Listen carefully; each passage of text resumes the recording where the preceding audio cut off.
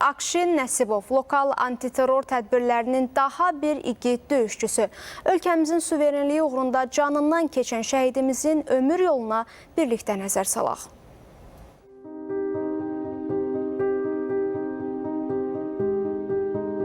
Ən çox da onun televizorda baxarkən gördüyü bizim bağımız Arif faciəsi idi.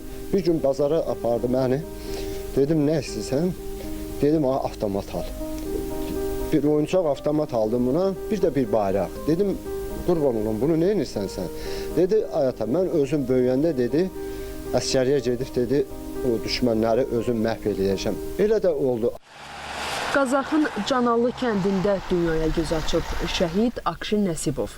Orta məktəb yaşlarından öz vətənpərvərliyi və hərb sahəsinə marağı ilə seçilib. Doğmaları, yaxınları onu belə xatırlayırlar.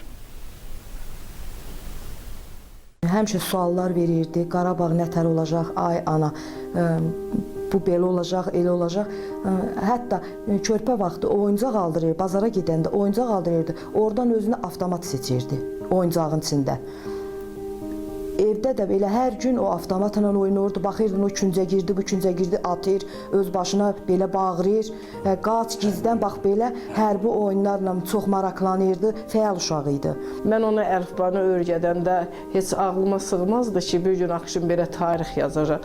Mən həmişə ona vətənpərvər mövzularda danışarkən Akşin həmişə maraqlanardı ki, müəllim, Qarabağ harda yerləşir, nətər yerdir. Həmin torpaqlarımızı görmək ən böyük arzusuydu Akşinin. Elə də oldu, bəli, Akşin görsə də həmin yerdə şəhid oldu. 2023-cü ilin 19 sentyabrında həyata keçirilən lokal antiterror tədbirləri Akşinin hərb xidmət dövrünə təsadüf edir.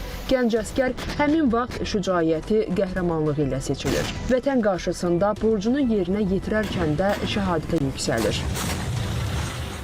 Sözsüz ki, bu ağrılıdır, amma mənim başım hər zaman dikdir. Çünki mən bugün də onu yanımda, arxamda bir dağ kimi hiss edirəm və onun varlığı ilə yaşayıram. Bugün mən atdığım hər addımda, hər nəfəsimdə onun ruhunu duyuram, varlığını hiss edirəm. Çünki Akşin mənim qəhrəman qardaşımdır. Akşin kimi qəhrəman oğullar hesabına Azərbaycan torpağı ermənilərdən azad olunubdur. Və Akşin o antiterror əməliyyatında Ağdərədə böyük bir qəhrəmanlıq göstərib, bütün kəndini, elini, obasını, adını tarixə yazdırmışdır. Qəhrəmanımız Qazaxın Canallı kənd qəbirstanlığında dəfn olunub. Akşin Nəsibov 3-cü dərəcəli vətənə xidmətə görə ordeni və vətən uğrunda medali ilə təltif edilib. Alməmməd Nəbiyev, Elmar Qasımov, ATV Xəbər.